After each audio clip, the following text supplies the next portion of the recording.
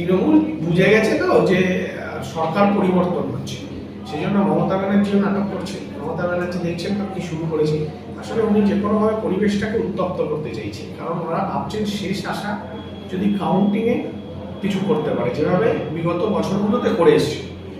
সেই মমতা ব্যানার্জি সেইভাবে উস্কাচ্ছে তার দলীয় কর্মীদের, আর পাড়ায় পাড়ায় তখন তৃণমূল কর্মী মানে হচ্ছে পাড়ার কিছু মাতাল লুম্পেন তারা, ফলে মমতা ব্যানার্জি ওখান থেকে উস্কাচ্ছে। আর তারা চেষ্টা করছে যে বিজেপির এজেন্টদের ভয় দেখিয়ে যাতে তারা কাউন্টিংয়ে না যায় বা কাউন্টিংয়ের আগে একটা উত্তপ্ত পরিবেশ তৈরি করার, এটা মমতা ব্যানার্জির মানে ব্রেন চাইল্ড, উনি এটা উস্কাচ্ছে, সব জায়গায় ছড়িয়ে দেওয়ার চেষ্টা করছে। কিন্তু মুশকিল হচ্ছে ঠিক যেভাবে ভোটের দিন তৃণমূলের সমস্ত পরিকল্পনা ব্যর্থ হয়ে গেছে, কোনো লুম্পেন রাস্তায় বেরোয় না।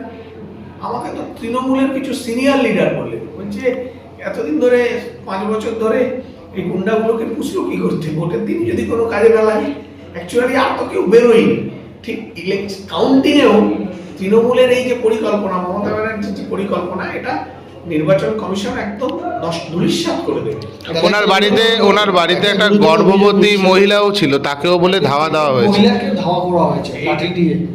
যে লুম্পেনদের হাতে রাজনৈতিক ক্ষমতা, তাদের কাছে এসব কোনো গুরুত্বপূর্ণই নয়, তারা তাদের কাজ করছে। এবং এর নেতৃত্বে হচ্ছে ওই অঞ্চলের যে কাউন্সিলরের স্বামী, সে তার নেতৃত্বে সেসব অঞ্চলে। আর ওখানে তৃণমূলের 2 লুম্পেন আছে, তাদের নামে তো স্পেসিফিক আপনারা কমপ্লেনও হয়েছে তাদের বিরুদ্ধে। তবে তাদের ওই একই কথা বলবো যে এখন আর পুলিশ তো ওনাদের কথায় উঠবে বসবে না, আর এই ধরনের ঘটনা না ঘটানোই ভালো।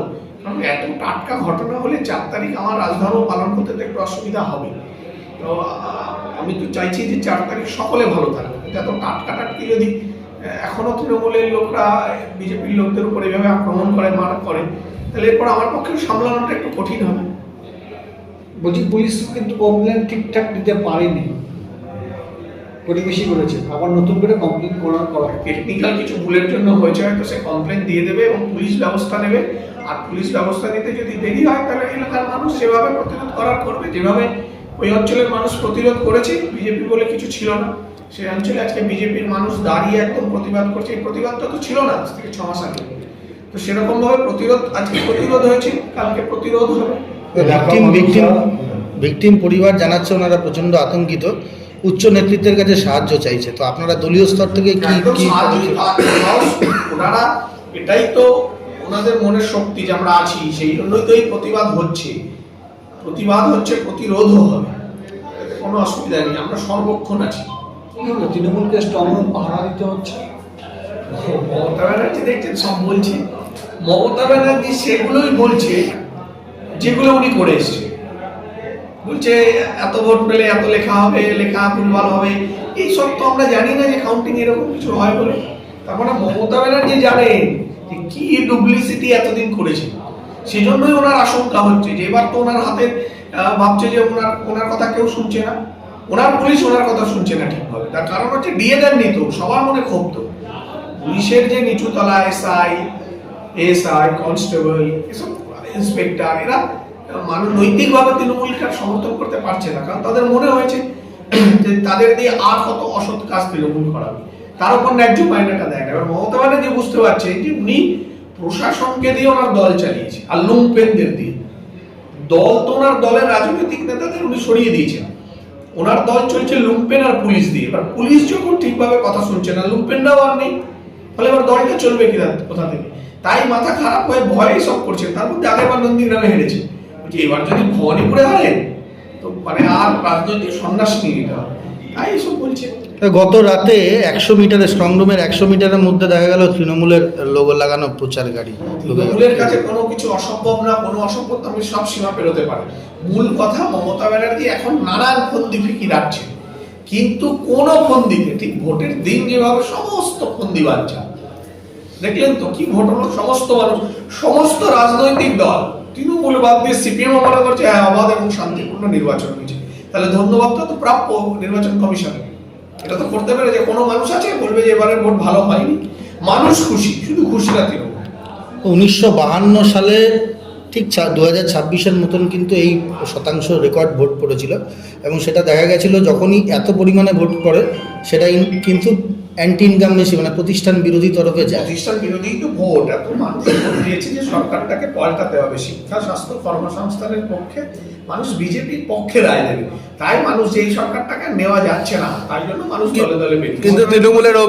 কিন্তু তৃণমূলের অভিযোগ যে গ্যাসের দাম আজ বৃদ্ধি পেয়েছে ভোটের পরেই, ভোট মেটার পরেই বলছে তারা প্রধানমন্ত্রী দেখেছেন গ্যাসের দাম বৃদ্ধি করিয়ে। 4 তারিখ সামলাচ্ছে, আপনি গ্যাসের দামটা এখান থেকে রাজ্যে কত টাকা নেয় সিলিন্ডারের প্রতি ওনার হিসাব আছে, বিদ্যুতের বিল কত টাকা রাজ্যে অন্যান্য রাজ্যের থেকে বেশি। আর মমতা ব্যানার্জি ঠিক আছে, যদি গ্যাসের দাম বেড়ে থাকে উনি বিরোধী নেত্রী হিসেবে আন্দোলনে, উনি বিরোধী নেত্রী হিসেবে একদম পূর্ণ অধিকার থাকবে।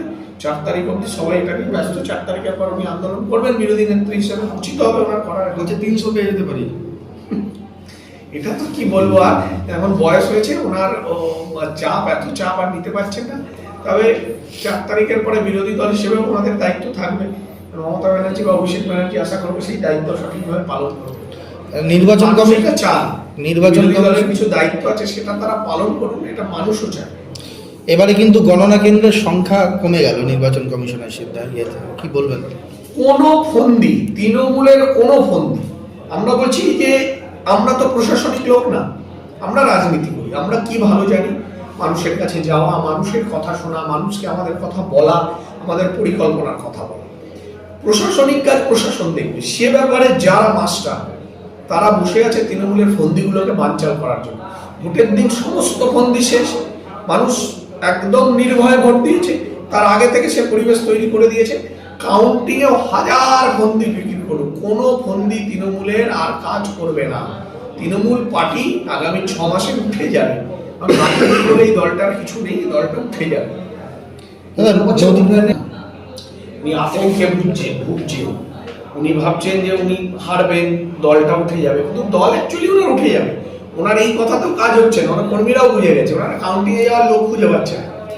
মমতা ব্যানার্জি কোনোভাবে একটু কর্মীদের চাঙ্গা করতে চাইছে, নদীকে ভেঙে পড়েছে একদম। তৃণমূল কর্মীরা বুঝছে না, তারাও তো গ্রাউন্ডে পলিটিক্স করে, তারাও তো বুঝছে, সাধারণ কর্মীরা তো বুঝছে যে না এবার থাকবো না। ফলে মমতা ব্যানার্জিকে এসব বলে টলে তো একটু চাঙ্গা রাখতে হবে, না 4 তারিখ তো কেউ যাবে না কাউন্টিং। নদিয়া জেলার চাপড়া বিধানসভা দেখা গেল যেখানে আপনারা কি ইভিএম 24 ঘন্টা আছে, 24 ঘন্টা আমাদের ইভিএম এর, যেখানে যতদূর আমাদের এখতিয়ার আমরা যেতে পারি ততদূর অব্দি 24 ঘন্টা পালা করে করে আমাদের কর্মীরা আছে। বিভিন্ন পোর্টাল তাদের বলা হচ্ছে যে বীজপুরের তৃণমূল চিনতে চলেছে, এক্সিট বলছে এটা। আপনি তো বীজপুরের কোন পোর্টাল বলছি? বিভিন্ন সোশ্যাল মিডিয়ায় যে পোর্টালগুলো রয়েছে, আমি তো যতগুলো পোর্টাল এখানে আছে আমি যাদের চিনি তারা তো কেউ বলছে না, তারাও রিস্ক নিচ্ছে না। মানে বলবো এটা তো হবে না, দুদিন পরে কি বলবো। এবার যারা বলছে, যাদের কাছে উপায়, যারা পোর্টাল নয়, যারা সাংবাদিক নয়, তারা যারা তৃণমূলের ঝাপ বন্ধের সাথে তাদের ঝাপ বন্ধ, তারা বলছে।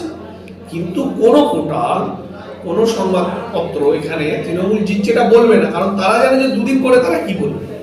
একমাত্র তারা বলবে যাদের তৃণমূলের ঝাপ বন্ধর সাথে সাথে তাদের ঝাপও বন্ধ হয়ে যাবে, তারাই বলবে, কারণ তাদের কাছে অপশন নেই। তারা জানে দাদা না থাকলে করে কমে আর খাওয়া হবে না।